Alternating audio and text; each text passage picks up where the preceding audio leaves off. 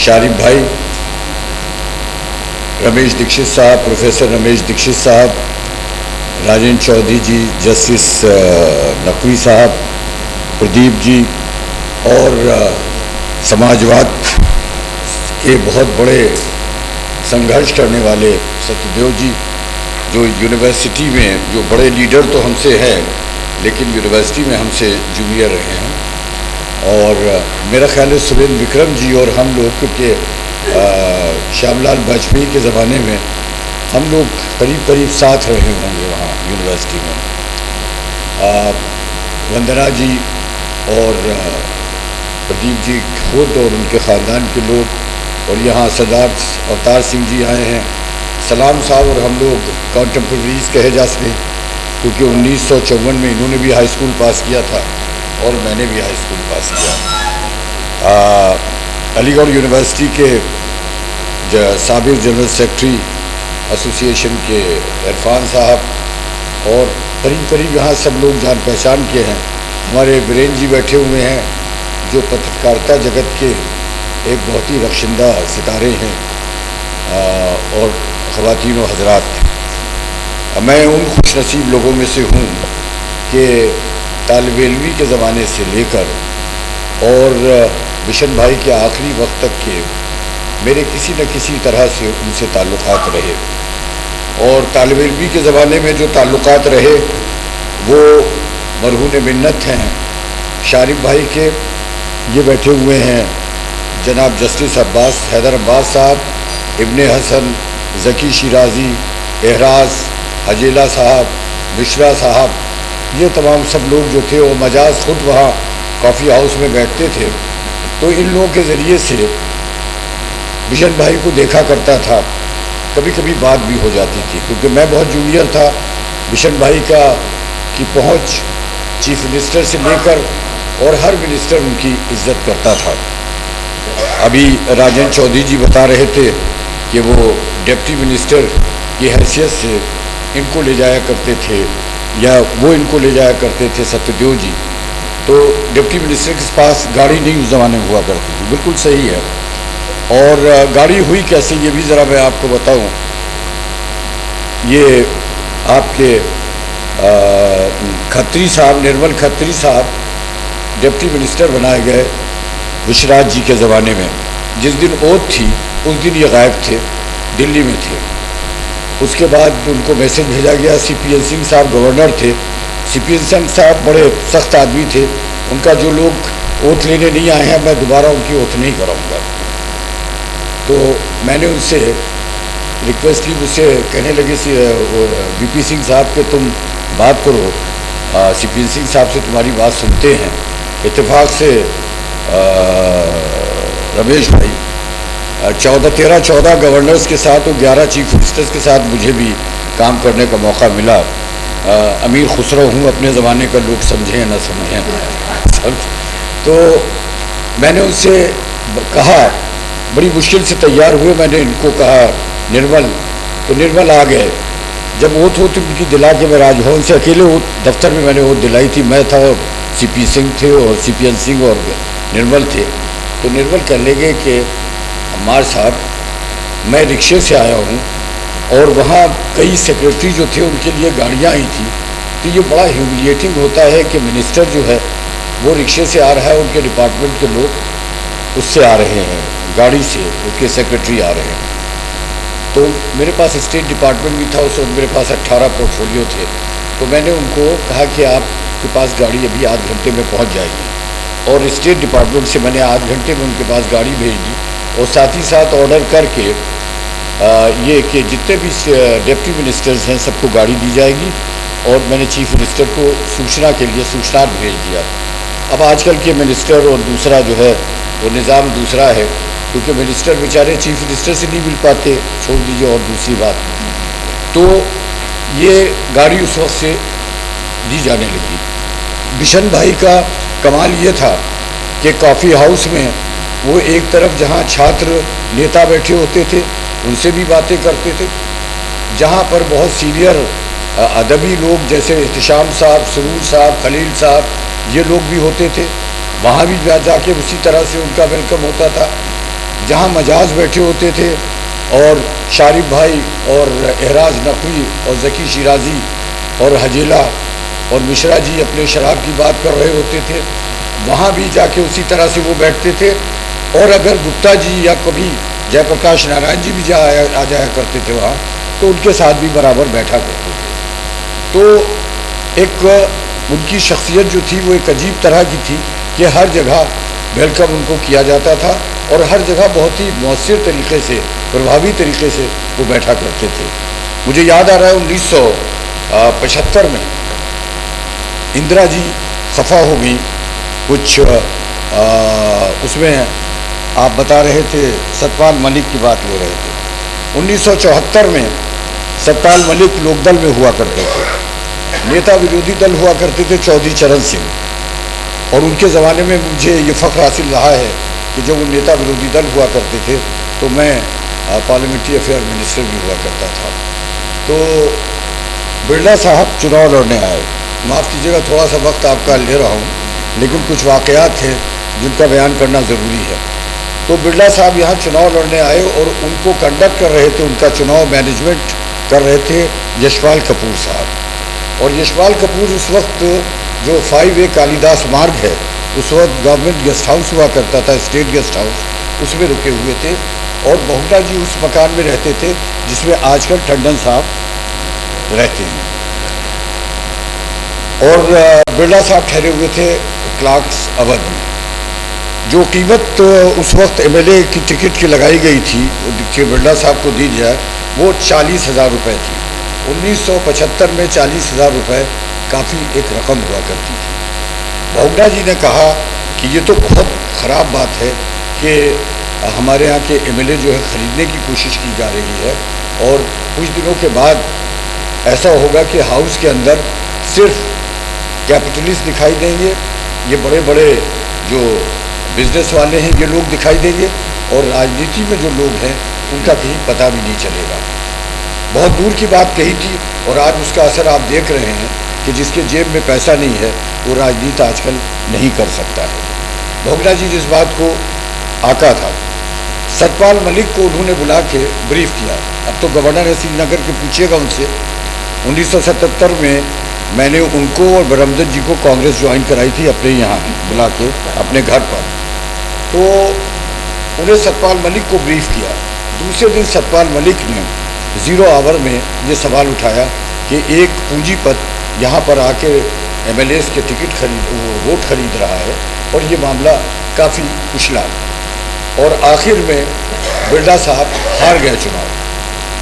इसमें बिशन कपूर जी का बहुत बड़ा रोल था, क्योंकि सतपाल को बुलाने में और उसके बाद ये सारा माहौल तैयार करने में, और बहुत विश्वास पात्र थे बहुगुणा जी के बिशन कपूर साहब। 2 जर्नलिस्ट बहुत ज़्यादा उनके विश्वास पात्र थे, बहुत करीबी थे। एक काला साहब थे पायनियर के, हाँ, और दूसरे थे बिशन कपूर साहब ब्लिट्स के। मैं पत्रकारिता की बात अभी जो हो रही थी उसी सिलसिले में मैं ये बात बताना चाहता हूँ कि एक वक्त ऐसा आया कि एक यज्ञ हुआ हैदराबाद में, और उस यज्ञ को रिपोर्ट किया बिशन कपूर साहब ने, और ये भी रिपोर्ट किया कि वहाँ पर ये यज्ञ जो था वो उसमें इंदिरा गांधी का भी नाम आया और इंदिरा गांधी के खिलाफ हुआ। और एक आर्टिकल लिखा बाद में काला साहब ने बहुगुणा जी के खिलाफ। 3-4-5 दिन के बाद मैंने देखा कि ये लोग बैठे वहाँ चाय पी रहे हैं और बहुगुणा जी से बड़ी दोस्ती में और बड़े प्यार से बातें हो रही हैं चीफ मिनिस्टर्स हाउस में। क्योंकि बाद में जब यशपाल कपूर वहाँ से चले गए तो बहुगुणा जी 5A कालिदास मार्ग में आ गए। तो जब वो चले गए, मैं एजुकेशन मिनिस्टर था, मैंने बहुगुणा जी से कहा कि इन लोगों ने तो आपके खिलाफ इतना लिखा, काला साहब ने भी लिखा और बिशन कपूर भी ने लिखा। कहने लगे कि अम्मार बिशन कपूर मेरे दोस्त हैं और काला भी मेरे दोस्त हैं, लेकिन जब इनके हाथ में कलम होता है तो ये किसी के दोस्त नहीं होते। I still remember what he said कि जब इनके हाथ में कलम होता है तो ये किसी के दोस्त नहीं होते। फिर अगर, तो मैंने कहा इनको कैसे फिर खामोश किया जाए? कहने ऊपर वाला खामोश कर सकता है, अगर किसी के हार्ट अटैक हो जाए तभी खामोश हो सकता है, वैसे नहीं हो सकता। तो ये पत्रकारिता की बात थी कि चीफ मिनिस्टर के इतने करीब रहते हुए भी और जब कोई बात आती थी लिखने की तो उसके अंदर कोई रियायत नहीं होती थी। तो पत्रकारिता का ये स्टैंडर्ड था। मैं 1977 में जब जिला कांग्रेस कमेटी सीतापुर का पहली बार अध्यक्ष हुआ तो बिशन भाई मुझे कॉफ़ी हाउस में मिले और कहने लगे, अम्मार तुम पहले मुसलमान हो जो कि ज़िला सीतापुर में कांग्रेस के सदर हुए हो, जिला सदर हुए हो। जैसे ये पहले मुसलमान थे जो यहाँ हुए थे सिटी लखनऊ के अध्यक्ष। बड़े नारे लगाते थे, बाद में जस्टिस हो गए, बड़े सीरियस होकर बैठते थे कोर्ट में, लगता था कुछ बेचारे जानते ही नहीं है। लेकिन इतना न बढ़ा बाकी है दामा की हिकायत, ज़रा दामन को ज़रा क्या है भाई, दामन को ज़रा देख, ज़रा बंदे कबा देख। तो इन्होंने ना दामन को देखा कुर्सी के ऊपर बैठ के, ना बंदे कबा देखा, पुरानी बातें भूल ही गए जो हैदर भाई। तो उन्होंने ये खबर बाकायदा उसमें निकाली, मतलब क्या लिख के भेजा ब्लिट्स में कि एक पहली बार ज़िला सीतापुर में एक मुसलमान सदर हुआ है। तो ये पत्रकारिता का उस वक्त स्टैंडर्ड था और उस स्टैंडर्ड को जो बाकी रखते थे, जो कोशिश में लगे हुए थे, वो यशपाल कपूर साहब, वो बिशन कपूर साहब, ऐसे लोग थे जो आप याद, यशपाल कपूर भी कपूर थे, खत्री वो भी थे और खत्री ये भी थे। लेकिन चुनाव के, बिरला साहब के चुनाव के मामले में बिशन कपूर जो थे वो यशपाल कपूर के मुखालिफ थे। प्रदीप जी आपको मालूम है। तो आजकल तो बरादरीवाद इतना चलता है, हर चीज़ चलती, जहाँ कपूर को कपूर ने देखा वो फ़ौरन मुस्कुराने लगा, जहाँ रिजवी ने रिजवी को देखा मुस्कुराने लगा। वक़ार रिजवी की बात दूसरी है। तो आजकल तो बहुत चलता है। लेकिन ये लोग वो थे, जैसा कि एक शेर है कि अंधेरे चाहे दूर कर ना पाएँ मगर लड़ते हैं जुगनू तीरगी से। तो ये वो लोग थे कि जो कि अंधेरे से लड़ रहे थे और एक स्टैंडर्ड जो था पत्रकारिता का वो कायम किए हुए थे। लेकिन अब ये कहना कि पत्रकारिता बिल्कुल ख़त्म हो गई है, मैं समझता हूँ कि जैसा वीरेंद्र जी ने कहा, मैं मुझसे मुत्तफ़िक़ हूँ कि हर चीज़ में गिरावट आई है। क्या पॉलिटिशियंस में नहीं गिरावट आई है? मैं मेरा अपना, माफ़ कीजिएगा राजन जी और सत्यदेव जी, मैं समझता हूँ कि हिंदुस्तान का सबसे करप्ट अगर कोई तबका है तो वो पॉलिटिशियंस का है।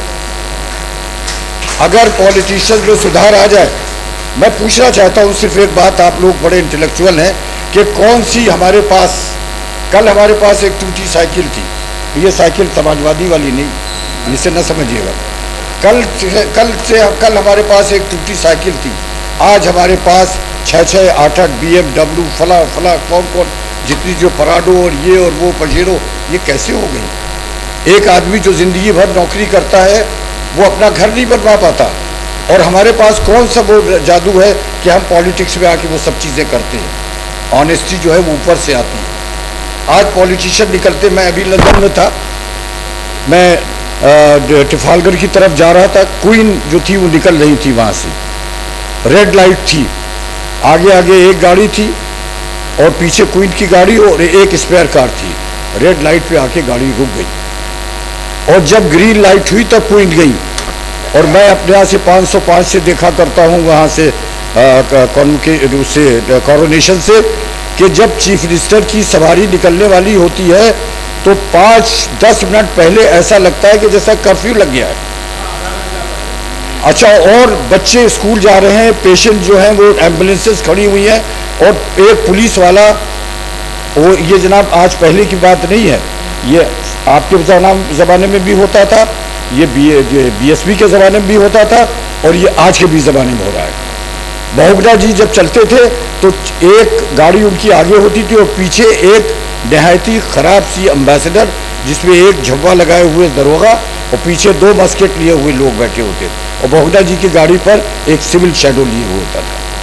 तो अगर पॉलिटिशियंस जो अपने में सुधार नहीं लाते, अभी मैं उस इत्तेफाक से, मैं उस ज़माने में भी लंदन में था जब बुश साहब लंदन आए, और वो चाहते ये थे, जो लोग लंदन में हैं, कि वो आना चाहते थे जहाँ पर बिग बेन टावर है, एम्बैंकमेंट है, एम्बैंकमेंट से वो बकिंगम पैलेस जाना चाहते थे, जो कि मुश्किल से 1.5 किलोमीटर का रास्ता होगा। वो चाहते थे 2 मिनट के लिए ये ट्रैफिक यहाँ पर रोक दिया जाए, एडमिनिस्ट्रेशन चाहता था, और बुश यहाँ से निकल जाए। तो वहाँ के मेयर ने कहा था कि अगर जो पेडेस्ट्रियन का राइट है अगर वो रोका गया तो हम सब लोग सड़क के ऊपर लेट जाएंगे। और बुश यहाँ से वो जाएं, हम रोक नहीं रहे हैं, लेकिन जो पैदल चलने वालों का हक है, जो सिटीजन्स का हक है, वो रहेगा, उसे रोका नहीं जा सकता। और वो हेलीकॉप्टर से उनको बकिंगम पैलेस जाना पड़ा और हमारे यहाँ ट्रैफिक रोक दिया जाता है। वही पॉलिटिशियन जब इलेक्शन आएगा हम सबके सामने हाथ जोड़ेंगे और जैसे ही हम जीत जाएंगे वो बदल देंगे। तो राजेंद्र चौधरी जी, हम लोग कल्प्रिट हैं। गिरावट जो आई है वो हमारी वजह से आई है। हमने पॉलिटिशियंस ने प्रेस को खरीदा है, हमने इन लोगों को करप्ट किया है। जब तक कि हम लोगों में सुधार नहीं आएगा तब तक कि ना प्रेस सही हो सकता है और ना कोई ऑफिसर सही हो सकता है। अफसरों को हम खरीद लेते हैं, जहां हम हुए हमने अपनी जात के लोगों को रखना शुरू कर दिया, उसके बाद अफसरों को खरीदना शुरू कर दिया। आज कमिटेड ब्यूरोक्रेसी हो गई है। आप फैसला कर दीजिए कि कमिटेड ब्यूरोक्रेसी रहेगी, अगर रहेगी तो रहेगी, लेकिन कमिटेड ब्यूरोक्रेसी हमारे कॉन्स्टिट्यूशन में कोई कॉन्सेप्ट नहीं है, लेकिन कमिटेड ब्यूरोक्रेसी हो गई है। तो हम सबको तो बुरा भला कहते हैं, ज़रा हम अपने भी गरीबान में मुँह डालें। पॉलिटिशियंस हम बड़े बड़े सबक देते हैं, वो फारसी में है कि वायजा की बर मेहराब मेंबर जलवा भी गिरन चू बखिलवत भी रवंदन कौरे दीगर भी कुनन। ये बड़े बड़े जो दाढ़ी वाले लोग, वायज लोग जो है, ये मेंबर और मस्जिद पे बैठ के जो तकरीरें कर रहे हैं, जब अकेले में जाते हैं तो ये दूसरे काम करते हैं। वही हाल हमारा हो गया है। तो अगर हमें दुरुस्त करना है समाज को, तो हमें न प्रेस को बुरा भला कहना है, न कुछ कहना है। जगदीश दीक्षित जी ने कुछ चीज़ों की तरफ इशारा किया और मैं पार्टली इनसे अग्री करता हूँ, पार्टली इनसे अग्री नहीं करता हूँ। इन्होंने एकदम से ये मतलब ये कि बस ये है कि जिस खेत से दहका को मैसर न हो रोज़ी, उस खेत के हर खोशे गंदुम को जला दो। हम उस राजनीति से अग्री नहीं करते कि हर खोशे गंदुम को जला दीजिएगा तो खेत में बचेगा क्या। दामन गंदा है अगर, तो दामन को धो डालिए। आप तो दामन को फाड़ी के फेंक रहे हैं। ज़रा समझाइए इनको, वंदना जी, ये ज़रा इतना ज़्यादा एक्सट्रीमिज्म न जाए। अब ये जानते हैं इन्होंने छुपा छुपा के तीर कुछ मारे इनके, कुछ तीर हमारे मारे। मैं तो बर्दाश्त कर गया, बेकार बर्दाश्त कर ना पाए चाहे जो कुछ हो। और जनाब नैयर साहब के भी बहुत लगे हैं तीर। नैयर साहब का भी कई इन्होंने तीर चलाए हैं और हर तीर जो था वो अग्नि बाण था, जो लगा उसने आग में आग लगा दी उसने। तो नहीं, नैयर बचे नहीं हैं। अरे कई चीज़ें आप सुना नहीं, चाहे कितनी किताबें छप जाएं, किस तरफ इशारा था, चाहे कितने, ये राजभवन क्या है, किस तरफ इशारा था, मतलब ये तो उस दामन को धो डालना चाहिए। आज के लिए मैं वकार साहब आपको मुबारकबाद दूंगा, मैंने अपनी बात ख़त्म की, ज़्यादा वक्त ले लिया, माफ़ी चाहता हूँ कि ये जो आपने बिशन भाई के लिए ये एक मौका फराहम किया हम सबको एक जमा हुआ। मैं समझता हूँ कि एक दिन का पूरा सेमिनार होना चाहिए, क्योंकि उनकी शख्सियत ऐसी नहीं है कि हम उसको 2 घंटे 2.5 घंटे के अंदर वो कर लें। और मैं ऑफ़र ये करता हूँ कि हमारा जो अवध विचार मंच है उसकी तरफ से हम बिशन भाई के ऊपर एक पूरा सेमिनार करेंगे। उसमें आप हमारी मदद कीजिएगा, पैसे से नहीं मदद चाहता हूँ, मतलब अपने उससे मदद कीजिएगा। और जो भी डेलिब्रेशंस हो उसको एक किताब की शक्ल में आना चाहिए। जो एक बात इन्होंने कही उसके ऊपर भी आप लोग गौर कीजिए रमेश जी ने, कि वो लखनऊ का जो कल्चर था और जो हमारे यूपी का कल्चर था और जो पूरे भारत की जो गंगा जमनी तहजीब है, जो उसको प्रोजेक्ट करने की कोशिश कर रहे थे, उसके सिलसिले में भी हमें कुछ काम करना चाहिए। ये प्रदीप कपूर बधाई के पात्र हैं, उनके दोनों बेटे संजय भी वो भी काम कर रहे हैं। और हम चाहते हैं कि एक मेमोरियल कमेटी जो है, बिशन कपूर मेमोरियल कमेटी बनाई जाए और उसके अंदर एक अच्छा उनके ऊपर एक कमेमोरेटिव वॉल्यूम जो है वो छपे और साथ ही साथ एक अच्छा सेमिनार हो जिसमें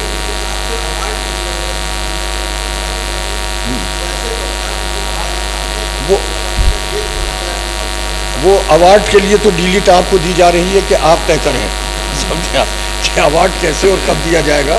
तो अवार्ड भी मिलना चाहिए। नहीं, अवार्ड भी देना चाहिए, अवार्ड भी मिलना चाहिए, लेकिन आज की मीटिंग जो है, आज का जलसा जो है वो एक इब्तिदा है और आपने सोते हुए जहनों को जो है झिझोड़ दिया है। ये चाहे प्रदीप ने झिझोड़ा हो या आपने झिझोड़ा हो, लेकिन आपके ज़रिए से हुआ है, तो मैं समझता हूँ कि बहुत अच्छी इब्तिदा है। एक बहुत अजीम शख्सियत थे वो, और वो मत सहल में जानो फिरता है फलक बरसों, तब खाक के पर्दे से इंसान निकलते हैं। एक ऐसे ही शख्स जो थे वो प्रदीप कपूर साहब थे, जो 38-37 साल हो गए उनके गए हुए, और आज भी हम ये महसूस करते हैं कि जैसे कल का वाक़या हो।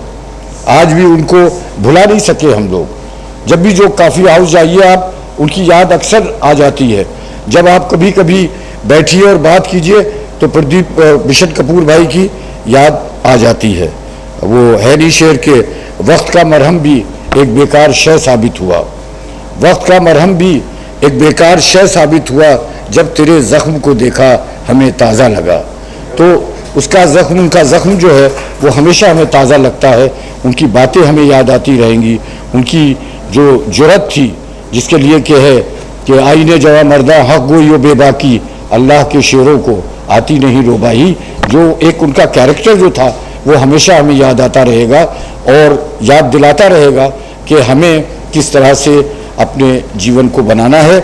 आखिर में फिर राजन जी एक ही बात कहूँगा, अगर पॉलिटिशियंस के बारे में कुछ लोगों को तकलीफ़ हुई तो उसको माफ़ी चाहता हूँ, क्योंकि इस हम्माम में हम सब जो हैं वो नेचुरल ड्रेस में है। आप भी उसी में हैं और मैं भी उसी में हूँ। बहुत बहुत शुक्रिया आपका।